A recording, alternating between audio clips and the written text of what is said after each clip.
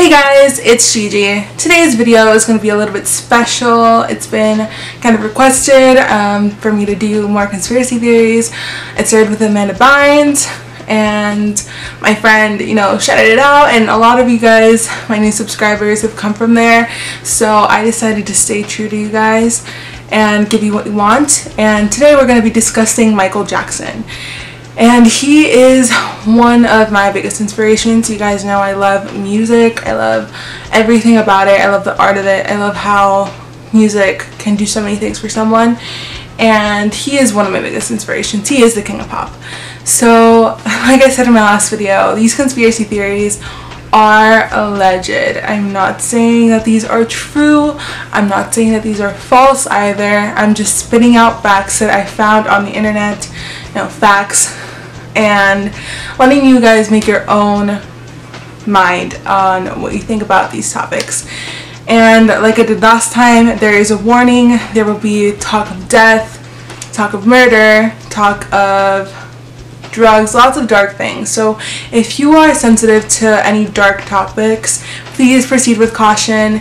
And if you are not good with that, then please find another video. I have tons more. With that said, let's get into the conspiracy theories. So let's start off with who Michael Jackson was. He's a legend. He started off at the Jackson 5. It was a band of him and his brothers that his dad made up, and basically that is what launched him to stardom in the beginning, and he was like the little star of the group. Of course the other brothers had recognition and all that, but Michael was special. Like, there was something within him that just, he radiated that music was what he was meant to do. He started off with the Jackson 5, then later on in his teen years he branched out and went onto his own solo career, and that just skyrocketed. Awards came coming left and right, but along with awards, people started getting him into scandals. And this was a little bit later in his life, and he was accused of being a child molester. He owned a Neverland ranch in which he had children that, like, Make-A-Wish children that are going through really tough times, go there to forget. It was kind of like Disneyland, but it was special for them, and he would spend time with the kids and play with them and do all these sorts of cool things. And then at one point, one of the people that went to visit him at the ranch accused him of molesting him, and there's a whole thing on his court case. If you guys want me to go deep into that, I could, but that's not really a conspiracy theory. That's more like looking into a case. Point is, he won the case. He was proven innocent, but people still in the back of their minds, because of the media, because of how they twisted everything, still believe that he was a pedophile, and that was really sad. And I personally don't believe that boy that claimed to be molested by him was, because he like filed for settlement. Like, that is how Michael won the case. They settled. And I believe if you really are traumatized or something like that, you're not going to settle for money. You're going to settle with when that person that harmed you is behind bars, where that person can't hurt anybody anymore. But the fact that they accepted money in return, it doesn't make sense. That happened, and that just kind of really tarnished his image in the public eye. Later from that, he kind of stayed low, just had fun with his kids, raised them. He had 3 kids, Paris, Prince, and Blanket.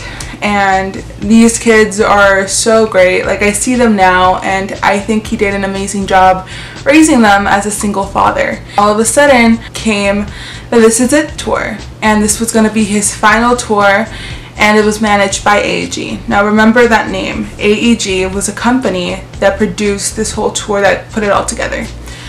So that was the big finale. Like, that was supposed to be his kickoff to, that was his closing. Like, that was him ending his career. He was going to retire after that and live his life normally, as normal as he could. Tragically, on June 25th of 2009, right before he was about to kick off the This Is It tour, he died in his home of a drug overdose provided by his doctor, Dr. Conrad Murray. and this doctor is now convicted of involuntary manslaughter, but there's more to it than that. So here's the first conspiracy theory. The first conspiracy theory is kind of, I don't believe it because I don't believe that he would put his family through this, or his fans, but especially his family. He had kids. I don't think he was a messed up person that would do that kind of thing, but let's just get into it. The first theory is that he's still alive. One piece of evidence that people use to prove that he is still alive is a picture that Paris Jackson uploaded in 2016, in which she has a selfie and she has her face, and then like on the side, like in the back seat of her car, there's a shadow, and people believed this to be Michael. A lot of people read a lot into it and kind of like, I think they kind of photoshopped him in there. I believe that it might have been just a pile of clothes. It could have been that.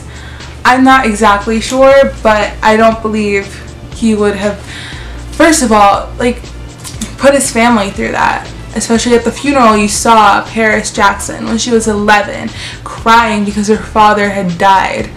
Now, if he faked it, I would assume he would tell his family so that they know he's okay.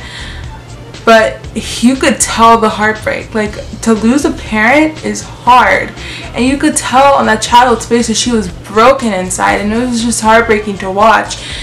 And I just don't believe that he would put her through that and then all of a sudden say, hey, I'm back. And I mean, I understand why people make these theories up, because it makes sense. Like, he was so looked down upon by the media that, you know, sometimes it can lead you to have those thoughts like, what if I just go to a private island and just stay there and get away from all of this. There have also been a few more sightings of Michael Jackson, some around different parts of the world.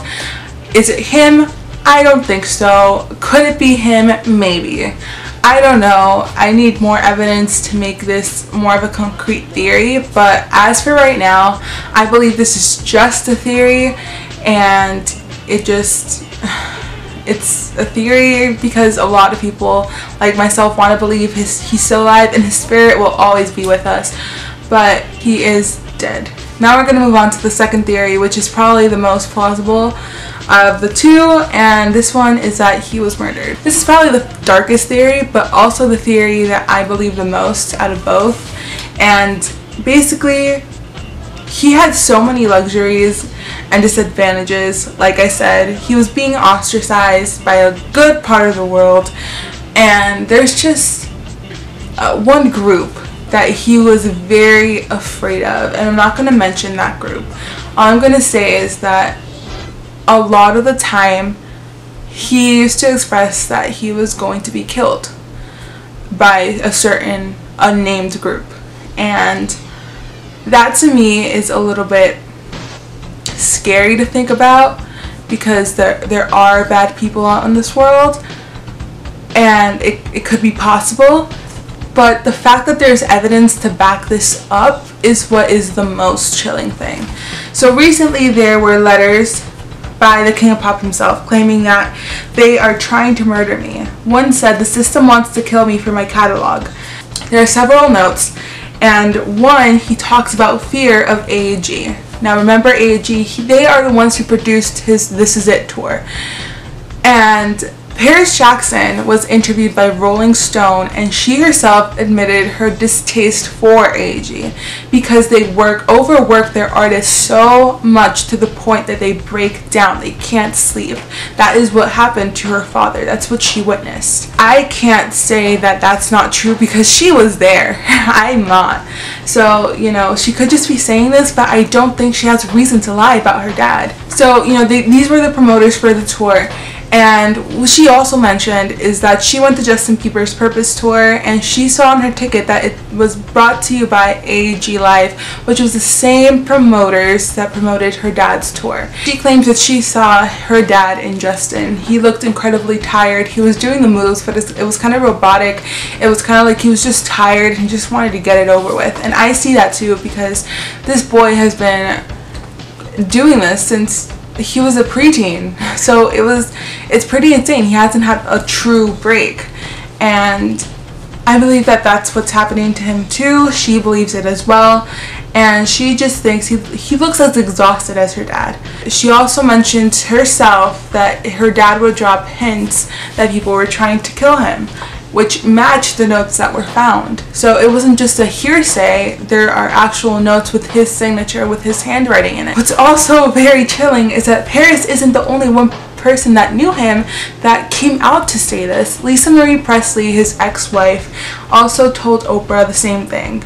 She said that these unnamed parties want to kill him to get half of the Sony ATV music publishing catalog, which just means that they would get all the money from his records and do away with that, and that's it. He would be gone, they would have his money, and that was it. Paris has a more specific theory as to why her dad died. She believes that Dr. Conrad Murray was put up to this by AEG because she like, you know, if your dad just keeps saying, like, you know, someone wants to kill me, and all of a sudden one day he goes from rehearsing and then just doesn't wake up the next day, that is insane. Like, how could that possibly happen, especially if he's under medical care?